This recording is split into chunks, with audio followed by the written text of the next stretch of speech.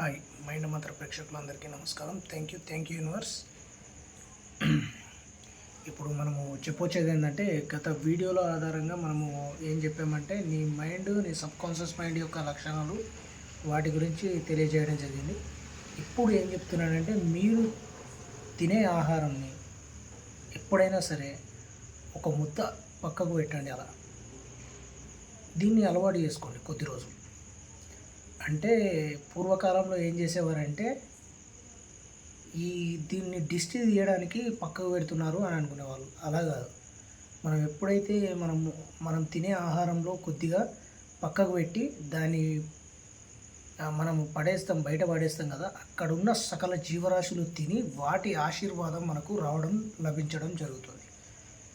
ఇది మన మైండ్ మంత్ర యొక్క సబ్జెక్ట్లో మొదటి అధ్యాయం. అంటే నువ్వు ఏదైతే ఈ యూనివర్స్కి ఇస్తావో అక్కడున్న ప్రతి ఒక్క జీవరాశి తిని వాటి యొక్క ఆశీర్వాదం మీకు లభించడం జరుగుతుంది. మీకు అంతకు రెట్టింపు రావడం జరుగుతుంది. మన సబ్జెక్ట్లో నీకు ముందే చెప్పాను నేను.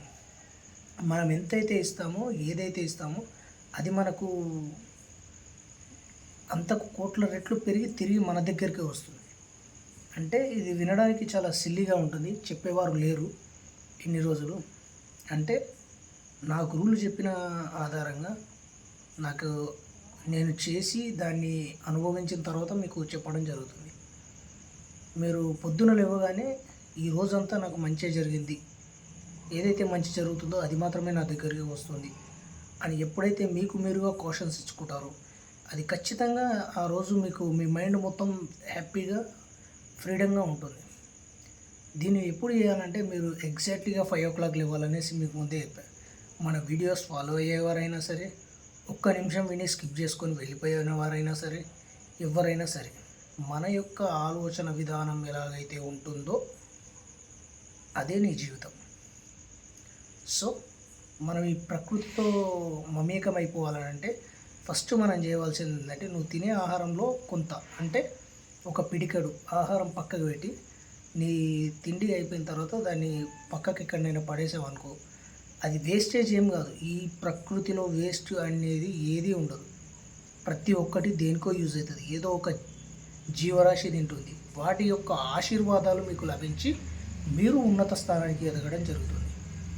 సో మనము నిరంతరము మన యొక్క ఆలోచన పరివిధానం మీద ఉండడం, మన యొక్క శక్తి పైన మనం ఆధారపడడం, ఇతరులపై ఆధారపడడం వదిలేసి మనల్ని మనము ఉన్నతంగా సంపూర్ణంగా తీర్చిదిద్దుకునేలాగా ఉండడం.